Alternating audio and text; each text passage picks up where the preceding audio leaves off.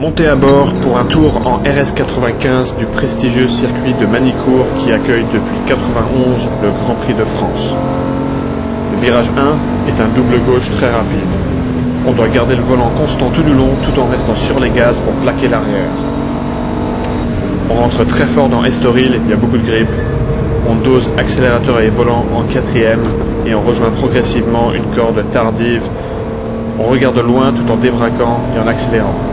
On aborde la plus longue ligne droite qui intègre deux légères courbes qui passent à fond.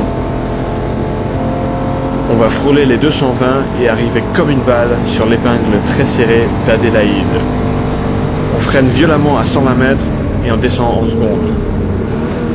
On plonge à la corde et on réaccélère le plus tôt possible. On vise la fin du vibreur et on passe la 3 puis la 4 en effaçant les légères courbes qui suivent.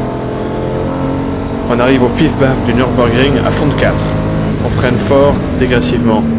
Une fois l'auto inscrite, on soude en 4e, utilisant toute la largeur de la piste.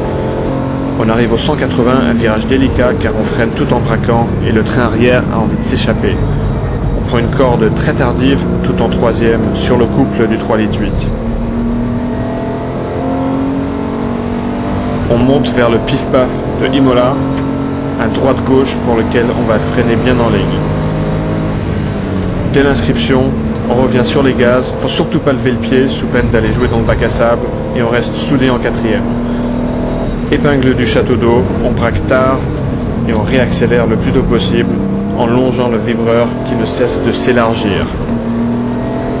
On utilise toute la largeur de la piste pour la courbe gauche qui sur le sec passe à fond. Gros freinage en descente avant le droite du lycée qui passe en 3e sur le couple. Les chicanes.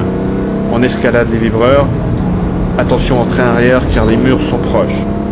Et on boucle un tour en 2.04.16, ce qui reste quand même à 4 secondes du full potentiel de la RS95.